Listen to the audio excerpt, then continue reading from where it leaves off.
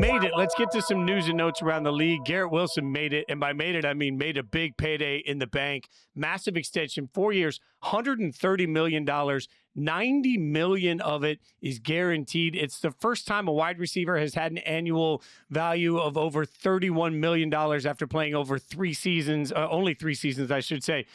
We've talked a little bit about the Jets, Frank, but I mean, there's no question, great player, but man, that's a lot of money for a great player and a team that never wins any football games. This is the constant bad team, good player discussion we have. Yeah, it is. And it's one of those players who seems to be misused too, because I don't think we've even seen the true Garrett Wilson breakout. I think this just has ramifications throughout the league because we're so flush right now with these really, really good young receivers that guys like Drake London, and even further down the road, we're talking about Malik Nabers, Brian Thomas. They're saying, oh, he got that already? Okay, well, cha-ching, we're going to get paid now because there's so many guys coming through the pipeline who honestly have put up better numbers than Garrett Wilson, and they're in line for extension. So I think some of these teams saw that deal and were like, wow, the price of poker's gone up. It's not going to be cheap for the Giants to re-sign a Malik Nabers, let's say, or the Jaguars to both of their young receivers if Travis Hunter hits how they should. So I think for the Jets, it's one of those, yeah, you want to lock up your young guys. He is a very, very talented player, but that was not the story to me. The story to me is that the receiver prices just keep going up and up, and it's not going to stop anytime soon because we got guys who have played better than Garrett Wilson who are in line for contract extensions who saw that one and are like, yeah, put a couple extra million on that for me.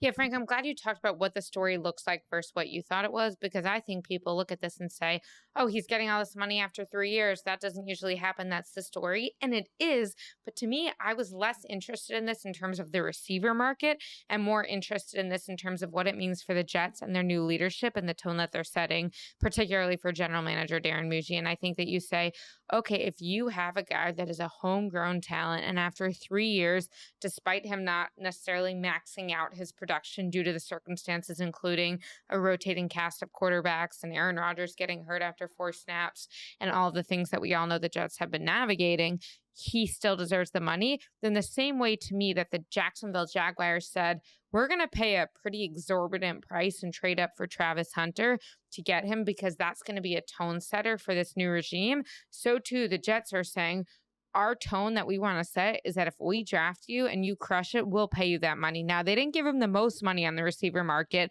and his production doesn't necessarily say that he needed that, but they did make him a top 5 highest paid receiver based on average annual value. And they did it despite him not having the production of some of the other quarterbacks. But I think when you look at it and you say, okay, in 3 seasons, first of all, he's played every game, which, like, knock on all the woods, you don't want to jinx it, but availability for a receiver is huge, and you don't always see that with these top guys. And so if he can continue that, obviously the whole availability is the best ability. But he's averaging per season 93 catches, 1,083 yards, and 5 touchdowns. And to me, it feels kind of Terry McLaurin-esque, where even without the quarterback in place, he's still being productive. So then you have to ask yourself if they can figure out their quarterback question. And I know they had Rodgers last year, but he was still coming off this injury. What could he do with the right quarterback? And then obviously part B of that is Justin Fields that quarterback? That's the tricky part of it, though, Jori. Like, all of this money invested, and Justin Fields is still your quarterback. So, like, I think, Frank, this puts a ton of pressure. I don't know pressure, but this puts a ton of expectation squarely on, hey, if this offense doesn't click, it's Justin Fields' fault. Not that it wouldn't have been anyway. It feels like they have definitively put a line in the sand of, like, who is the problem and who is not the problem. And they've put Garrett Wilson on the not the problem stance, which is fine. It's just they're in such a weird situation. This is the team building thing you and I talked about, I don't know, a month ago, where it's like, what do you do if you're the Browns and you have Myles Garrett, who you're really just wasting having Myles Garrett, but you got to have Myles Garrett. Like, at some point, you got to pay the good players that you have, but your team still sucks. And I don't know the right workaround for that because it's such a process to get better. So it just feels like the Jets are stuck in this no man land, even though they're paying Garrett Wilson, because we still don't have any clue at all what their quarterback situation looks like, Frank. I'm going to jump in real quick. The counterpoint to the Myles Garrett conversation is, let's say that Dylan Gabriel or Shedeur Sanders, one of the rookies, ends up being your quarterback. If you want a rookie quarterback, to succeed, you have to give him a little bit of help. If he doesn't have an offensive line, or if he doesn't have a defense trying to keep the score down on the other side, he's not going to be able to build, one, the confidence, and two, just the general ability to produce and not end up in bad, like, third and long passing situations because they're so down. And so I do think that, like, obviously Myles Garrett's ideal use is not as someone who could help a rookie quarterback come along. It's as someone who can help you win Super Bowls and be a game wrecker. But I do think that if you want to ever get your franchise back on track, you have to have some of these core players, or no one's going to be able to grow. Correct. And I think this is especially true at the receiver position. We saw this with the Steelers, where everybody was like, how dare you go get DK Metcalf? You don't have a quarterback. Well, it's not like you could tell the Seattle Seahawks, hey, could you just pause the trade talks for a while while we go get a quarterback? We'll come back to you in a year. That's not how that works. Like, they were offered DK Metcalf and they said, this is a really good player. We need to take him for a second round pick because we've been searching for this number one receiver. Same with the Jets. The Jets can't say, Garrett, why don't you go play somewhere else? And then when we get a quarterback, we'll get you back. Like that's not how life works. So you sign him. You hope you figure out the quarterback situation. By the way, I don't think Justin Fields is going to be that bad. I really don't. I'm actually pretty high on the Jets this year. Like, as far as when I'm doing my previews and stuff, I was like, the Jets actually have a lot of talent. Like, I kind of forgot, like, the reason I was so high on them last year, and dead wrong, was just they have this really good young core of players. I think the Jets might be okay. And Garrett Wilson's part of that process. Garrett Wilson's part of this core. So when you do hit on a quarterback, maybe it's in the draft next year, maybe it's Justin Fields, however you hit on a quarterback, you want that guy in place. So it's not like you could pause life in the NFL and say, wait till we get a quarterback and then our receiver will be happy. You just sign the receiver, you pay the receiver, you trade for the receiver, whatever it is, and then you bring the quarterback along later. But yes, the blowback on, it's so weird, especially with the Steelers, not the Jets as much, but the Steelers, the blowback was, why do you trade for DK Metcalf? You don't have a quarterback. Well, you trade for DK Metcalf to help whoever your quarterback's going to be. You can't just wait and try to hope that a DK Metcalf is going to present itself a year down the road. Yeah, and to be clear, we love to say two things can be true on this show, and we love to be more nuanced. I don't know the right answer sometimes. When you got good players, you got to sign them. You can't always be rebuilding all 53 players on your roster. You got great players, you sign great players, and anytime you can sign a guy early if you believe in him. Right. So this all makes a ton of sense for Garrett Wilson. Look, this is the price. This is the price for this receiver. It's only going to go up. Like, I can't imagine that the Jets want to play this Jerry Jones game where they're like, we'll re-sign you in a year, the price will go down. Or the Bengals game with Jamar Chase, where they're like, we don't negotiate during the season. Well, how many million did that cost you when Jamar Chase won the Triple Crown? I think signing your guys early, the Howie Roseman model, is the way to go. And the Jets did this, and I don't think that contract is going to age poorly. I think it's going to be like, okay, this is the cost of an elite receiver. We think Garrett Wilson's an elite receiver, talent-wise for sure, just not production yet because of some of the offensive issues. And again, this is the price. This is, you pay it or you don't. And the Jets said, yeah, this is a good player. We want to build around. We're totally fine paying this price right now, rather than, adding a few $1 million onto it if he does have that breakout this year. But Frank, when you talk about, of course they would do this, why wouldn't they do it? This is the Howie Roseman model, which I do agree with that it's the Howie Roseman model. You have the Eagles who routinely pay players early and seem to benefit from that. And then you have a team like the Bengals who they're like, oh, our ownership is not actually comfortable putting all that money in escrow in order to guarantee the money. And that keeps them from getting deals done sometimes early, sometimes at all. We're seeing Trey Hendrickson as part of that equation. To me, when I look at this, I think, look, the Jets ownership is not the model of team ownership that you want across the league right now. They are one of the bottom 5 owners, probably, I would say right now. That said, look at what they're doing right now. I think you have to give them credit when they do something that we often think of as associated with good team ownership, and that is paying your guy early, because Woody Johnson and that team ownership group had to be willing to say, yes, the $90 million that we just guaranteed to Garrett Wilson, we'll put that money in escrow or whatever the percentage is that the NFL requires. And so I think we have to recognize that the Jets actually made a good ownership move in this deal, I think. And I think that we should give them their flowers when they deserve it, because oftentimes they don't. I think the Jets are doing pretty well lately. I do, even though I've made fun of Ambassador Johnson before. I do think that they're young core. They're locking up. They cleaned house with a lot of the old Aaron Rodgers guard. I brought in a really, really good head coach. I like Aaron Glenn a lot, and I think that they're doing things well, which is weird to say about the Jets. They'll screw it up somehow, but I think right now the Jets they're They've made some pretty good moves this offseason. I think the last few months have been very good for the Jets and very positive. Let me drill back on something real quick before we move on that Jori just said. For anyone that doesn't know, when you sign someone to a guaranteed contract, part of what has to happen, any of that guaranteed money, there's a large percentage of it that ownership immediately has to put into escrow. So even if the player's getting $90 million guaranteed over the course of 5 years, the minute that deal is signed, a large percentage of that $90 million has to go directly into an escrow account where it's held. That's been a rule for a long time in the NFL because way back in the day, there were teams that they didn't want teams to write checks they couldn't cash, basically. But there are still owners when you look at 10, 15, 20 players, 30 players that are getting massive guarantees. Now you're talking about hundreds and hundreds of millions of dollars that has to be put into escrow at any one time. I like explaining that because it's a smart point by Jori that it's worth crediting. It's also one of the reasons why, as salaries continue to escalate, owners will have to continue to find more liquid cash constantly. Like, that's not going anywhere. Let's keep a smart conversation going here.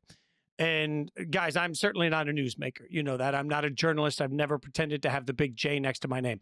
I am a talker tour, right? Like, I'm an interviewer. I talk to people. I try and survey people. That's where I get as much context for information as I can. So there's a massive story right now all over the media about the possible collusion of NFL owners. And again, anyone didn't see this. The documents were kept hidden. There was a whole case on whether or not the NFL Players Association allowed the owners to collude against players to prevent future fully guaranteed contracts in the way of Deshaun Watson. A mediator looked at it. Looked like a mediator agreed that collusion was happening. The NFL Players Association may or may not have been part of this. So it's a controversy. And it also surrounds the NFL Players Association director, Lloyd Howell Jr. J.J. Watt was tweeting about it. A lot of media outlets have been talking about it. So I was recently talking to a wildly famous NFL player, a very high-paid NFL player, a superstar in this league that happens to make a boatload of money. And I, off the cuff, asked this superstar player, how much of this is a media conversation and how much of it isn't? Basically, how much are players thinking about the collusion accusations? And I was stunned to have this superstar look at me and say, hand to God, I have no idea what you're talking about. And there was a pause in our conversation. I'm like, well, let me give you the 30-second elevator pitch, thinking maybe I caught him off guard. And maybe if I just explain it to him real quick, he'll be like, oh, that's what you're referencing. Maybe I was asking the question the wrong way. And instead, he continued to look at me blankly and said, man, I'm sorry. I don't know anything about this. I'd have to read up on it. I'm not even familiar with any of this. So I can't comment one way or the other on it because I don't know. I walked away from that, Jori, thinking about a superstar in the league that is incredibly important to the league, that is absolutely one of the billboards of the league, that's unaware of what looks like a huge controversy. And it just makes me look at all of this and say, man, it feels like the outside world yells about these collective bargaining things that happen to NFL players. Why? The players themselves don't seem to care as a collective group. I think it's challenging because on one hand you have, hey, it's the off season. All these players are busy. It feels like every other day we're seeing a quarterback get engaged or married, and other high profile players as well. But I think when they have these busy off seasons, it's like, are they actually going to keep up with the news? Oftentimes they're trying to explicitly not keep up with the news because of how much negativity there is out there. But to me, I think the NFLPA as a general statement, as an organization, has a huge challenge, which is that it is representing a group of 3,000 odd players who don't have the same best interests in mind. Like, yes, you could say they all want to support their families. They all want to be healthy. They all want to have fair wages, all fair working conditions, all of that. But what's best for the star quarterbacks is not what's best for the 3-year special teams linebacker. The average career length of the NFL is 3 years. And so, like, every sports union is going to have this, but because of just the sheer number of people it takes to run a football game from a player standpoint, they don't have the same best interests at mind. Then you get into the NFLPA workings, and I do think that there are a lot of players who just are not following this in depth, and I think that's when it becomes an issue of, like, you can say, what do you mean the NFLPA executive director is doing this? But the players are just like, okay, great. We're not up for a collective bargaining agreement right now. The deal's through 2029. A lot of players playing right now aren't even going to be around then. And so what does it matter? To me, what's been going on with the NFLPA lately, and with all the ESPN reporting and Pablo Torre and Mike Florio, all of them have been doing great work, is there's two buckets here when I talk to people. The first bucket is the collusion deal, and I'll get back to that in a second. And the second bucket is Executive Director Lloyd Howell and potential conflicts of interest. So when you talk about what is going on with this collusion ruling, a judge basically said, hey, we believe that the NFL was trying to get ownership to collude on not giving players fully guaranteed contracts, but there's not enough proof that the team owners actually moved forward with that and actually acted upon it. And so we're not going to rule in the NFLPA's favor, but there is a lot of evidence that suggests, yes, there's a smoking gun here. On that front, when I talk to people around the league, they are shocked that the NFLPA did not make this public, that they didn't immediately appeal this. I mean, usually you appeal a decision like this within 10 days. They didn't appeal it for something like 6 months. And even after that, they only appealed it when it became public. And so if you're saying, well, aren't you guys supposed to be representing us and fighting for us? Why weren't you fighting for us? And oh, by the way, when I talk to agents around the league, historically, if there was some sort of arbitration, they would send it out to the agents. And that's kind of actually what I think is important is players are not keeping up with all this, but they're paying agents to do a job, which includes keeping up with all of this and fighting for them. And so to me, the agents are the ones who are more outraged than the players, because that's kind of their job, is to deal with this so the players can focus on football largely. And the agents are saying, I should be able to call the NFLPA and get the information on the arbitration ruling, and there should not be a confidentiality agreement that is keeping them from that. And if the confidentiality agreement is what it looks like from some of this reporting, there are agents who believe this is a fireable offense for Executive Director Lloyd Howell. Now, I have talked to people who have mixed feelings on Lloyd Howell being a paid employee of a group that has been approved for investment in the NFL. Some of them say, of course, how can you represent the NFL Players Association if you have a fiduciary interest in the NFL? Others will say, he's kind of like not really on that part of this big investment group that's involved in trying to buy into the NFL. And oh, by the way, they haven't yet. And hey, in today's world, 2025, do you see conflicts of interest just everywhere?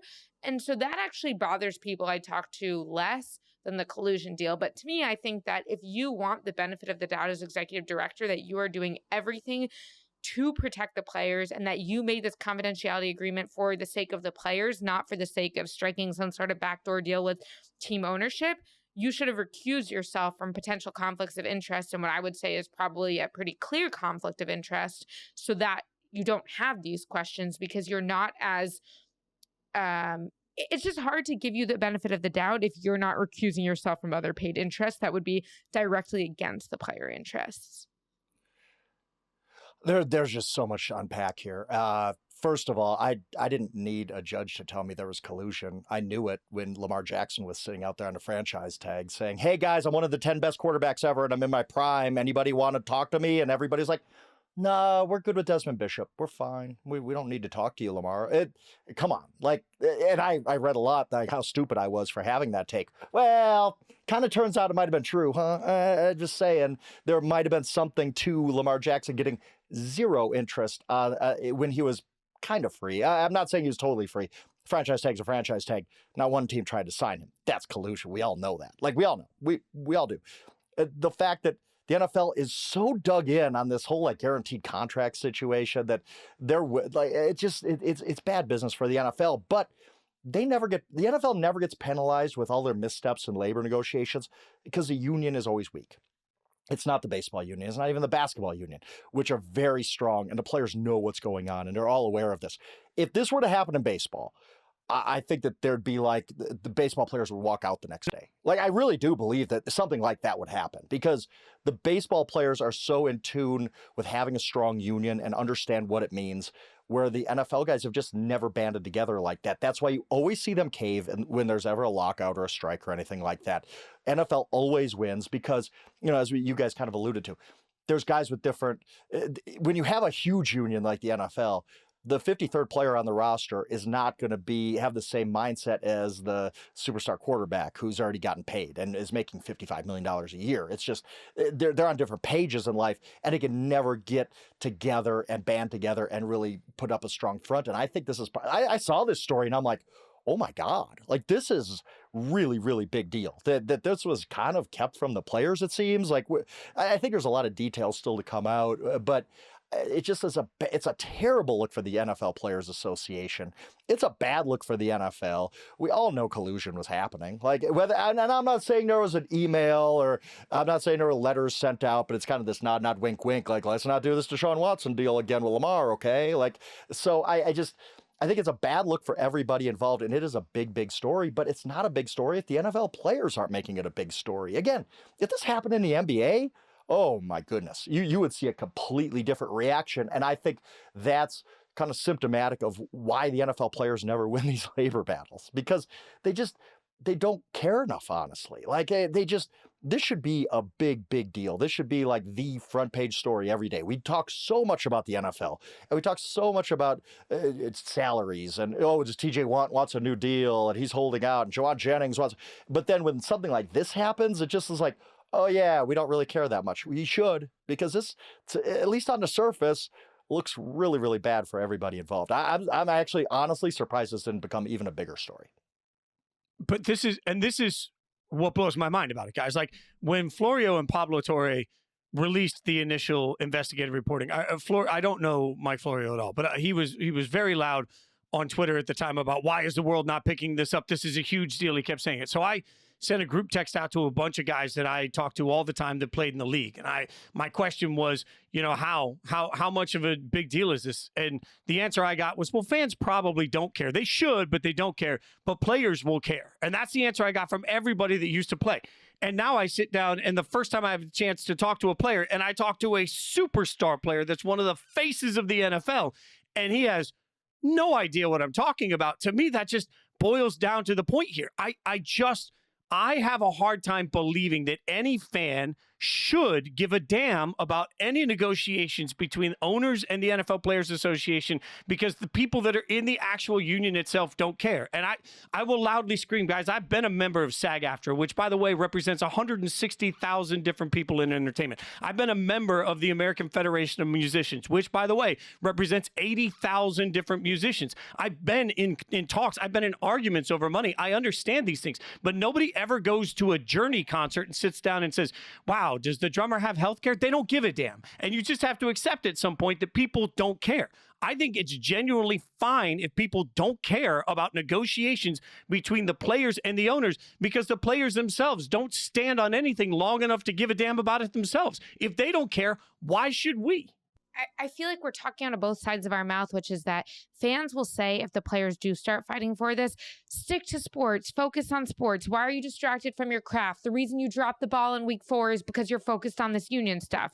But then when they don't actively talk about it, it's like, oh, well, you don't care about it. Well, I would argue that they're giving agents, 3%, 6%, a very large percentage of their contract to care about this for them. So I would say that they're putting their money where you want their mouth to be, and they are actually hiring someone to make sure this is taken care of. And you can say, well, if they're not directly talking about and raising the awareness about it, then neither should we. But I think that there are people that they are explicitly hiring to do this for them. Now, whether it's working, that's a different story. And I would argue that the PA is a mess in several fronts, and unfortunately has only become more of a mess in recent years as a lot of people have left the PA leadership. We brought in new leadership that also we haven't really heard from. And again, I would love for Lloyd Howell to prove us wrong on this. And I spoke with him once on the record last year. And I mean, there was a limited amount that we covered despite not having a limited amount of time. But I think that there are people in the league who I talk to who say, I know the name Lloyd Howell, but what does he stand for? What's his campaign? We're not really hearing about him. Okay, when Aaron Rodgers, almost 2 years ago now, tore his Achilles, Lloyd Howell and the PA came out and said, this is why we need grass fields, not turf, because look at that MetLife turf and how it's taking your superstars. That was the last time we heard from Lloyd Howell in a meaningful fashion. Yes, he's done a couple press conferences, but they're not putting out statements. Roger Goodell went out and was basically talking openly about the 18 games, and the PA chose not to respond. And I'm like, I don't understand how you could be leading your union and not speak up, because when I talk to people and I talk about 18 games as a matter of when, 18 regular season games to be clear for what we're talking about, as a matter of when, not if, it's not because I don't think the players should have rights, and it's not because I think the players want 18 games, because I think a lot of them don't, although again, even that's complicated, because if you're playing 3 years and you can get another X amount of your salary for those 3 years, some of them do want it. But the issue is more just that the PA is not telling us what they stand for, and they're basically being Lloyd Howell's approach so far has been be the anti-D. Smith, the anti his predecessor. D. Smith was the lawyer. He was the fighter. When we negotiate, we're going to go all out. We're going to call the NFL out for everything. And Lloyd Howell, as a businessman, is like, well, I want a more collaborative approach. And that is what we talked about when I talked to him. But there's this idea of like, I don't believe that fighting is the best way to get things done. And I, too, would agree personally that fighting isn't necessarily the best way to get things done. But I do think you have to advocate for yourself. And you especially have to advocate for your players because that's what they hired you to do. And that's what they're paying you over $3 million a year to do for them. It'll be interesting to see what the continued fallout is. We will keep you updated on the continued fallout on it because the conversation is not going to go anywhere. In the meantime, a couple of the big stories going on right now as we get ready for camp. We'll break them down after we take a quick break.